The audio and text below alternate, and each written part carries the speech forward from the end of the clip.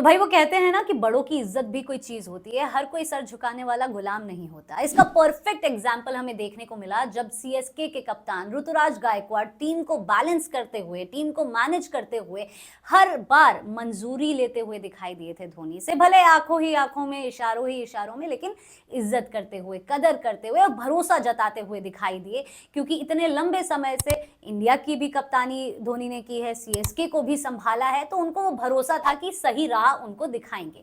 लेकिन ये हमें देखने को नहीं मिला मुंबई इंडियंस की टीम में। जब हार्दिक पांड्या रोहित शर्मा को बाउंड्री लाइन के पास भेजते हुए नजर आए, जब उन्होंने पहला, दूसरा, तीसरा ओवर बुमराह को नहीं दिया, उन पर भरोसा नहीं जताया, तो जहां एक तरफ टीम के मेंबर्स उनसे खफा नजर आ रहे थे, तो वहीं दूसरी तरफ 80,000 लोगों का क्राउड, 80,000 फैंस जो उस टाइम गुजरात के स्टेडियम में मौजूद थे, वो भी नाखुश नजर आए थे हार्दिक पांड्या से। जिसका नतीजा निकलकर अब ये सामने आया है कि मुंबई इंडियंस मैच तो हारी ही, लेकिन अब हार्दिक पांड्या की बहुत ही जबरदस्त ट्रोलिंग हो रही है। ट्रोलिंग इंटरनेट तक हो रही थी जब ये अनाउंस किया गया था कि बतौर कप्तान एमआई के अब हार्दिक पांड्या नजर आएंगे, लेकिन अब ग्राउंड के अंदर भी उनको बहुत नीचा दिखाया जा रहा है। विजुअल्स आई एम श्योर अगर आपने मैच देखे थे तो आपको पता होगा, जब वो कुत्ता स्टेडियम में घुसकर आ गया था तब उनको बहुत बुरी तरह से फैंस ने लपेटा।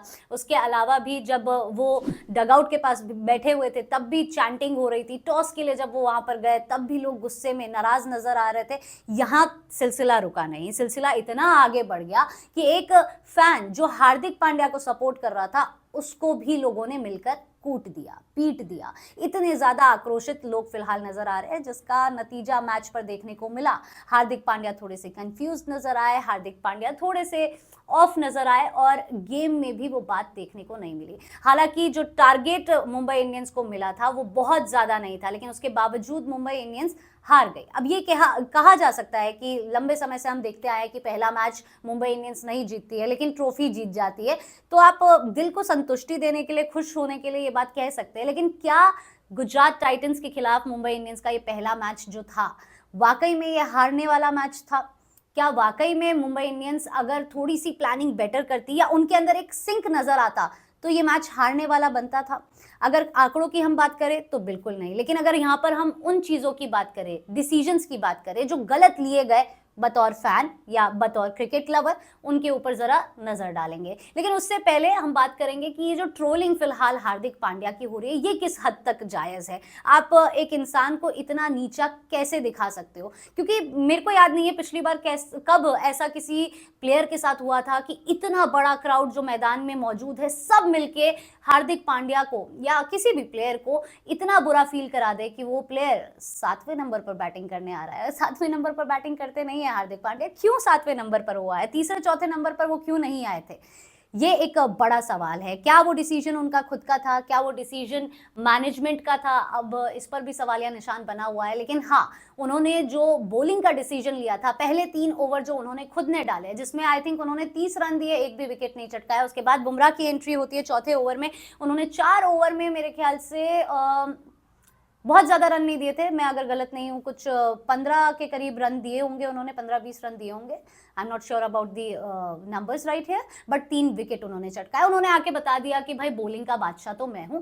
ये डिसीजन हार्दिक पांड्या का गलत साबित हुआ। लेकिन 7वें नंबर पर बैटिंग करने वो क्यों आए, नहीं समझ में आया। फील्ड पर जिस तरह का अग्रेशन वो दिखा रहे थे, जिस तरह के इशारे वो करते हुए नजर आए थे, उससे फैंस बहुत ज्यादा खुश नहीं है। लेकिन फिर से बात घूम कर देखिए यहाँ पर आती है कि उनको छपरी बोला जा रहा है, उनको बू किया जा रहा था। जब कुत्ता ग्राउंड में आ गया था तब हार्दिक हार्दिक चैंट किया जा रहा था। आप ये नहीं भूल सकते कि ये खिलाड़ी यहाँ पर अपने किसी खानदान में रिलेटिव के नाम की वजह से नहीं पहुंचा है, पैसे देकर नहीं पहुंचा है। हार्दिक पांड्या ने काबिलियत दिखाई है, he is a good player, he has been a good player. ऐसे तो कई बार विराट कोहली भी 0 पर आउट हो जाते हैं, ऐसे तो कई बार सचिन तेंदुलकर भी 0 पर आउट हुए हैं।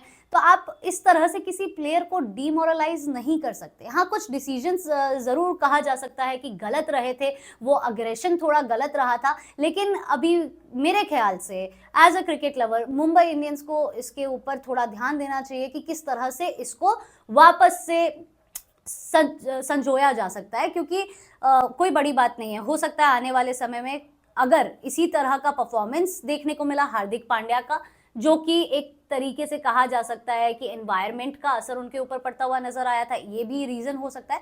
लेकिन अगर इसी तरह के हालात आगे भी देखने को मिले तो कप्तान की डोर जो है वो हार्दिक पांड्या से लेकर रोहित शर्मा को वापस दे दी जाए, जो पहले हमने सीएसके में देखा था। जडेजा को कप्तान बनाया गया था, लेकिन आफ्टर सर्टेन मैचेस धोनी ने कप्तानी वापस ले ली थी। आई होप सीएसके में इस बार ये देखने को ना मिले। Ruturaj Gaikwad is doing very good, बतौर कप्तान पहला मैच उन्होंने जीता था, धोनी भी उन पर पूरा भरोसा जता रहे थे, लेकिन यहाँ पर वो सिंक, यहाँ पर वो भरोसा देखने को नहीं मिल रहा है, आपस में प्लेयर्स में ही देखने को नहीं मिल रहा है, और फिर पहली हार, तो ये थोड़ा सा गौर करने वाली बात है। एंड जिन्होंने भी ये मैचेस रखे थे भाई उनकी दाद देनी पड़ेगी। पहला मैच उन्होंने मुंबई इंडियंस का गुजरात के स्टेडियम में रखा, वो भी गुजरात के अगेंस्ट, जिसकी कप्तानी पहले हार्दिक पांड्या करते थे। अब अगर काबिलियत की देखिए बात की जाए तो पहली बार गुजरात टाइटंस आईपीएल में आई, पहली बार उनको मैच जिताने वाले कप्तान हार्दिक पांड्या थे, दूसरी बार गुजरात को रनर अप की पोजीशन तक पहुंचाने वाले हार्दिक पांड्या थे। तो आप काबिलियत पर तो देखिए शक नहीं कर सकते, लेकिन हाँ, यहाँ पर अभी मैनेजमेंट को दखलंदाजी करने की जरूरत शायद पड़ने वाली है। लेकिन अब जरा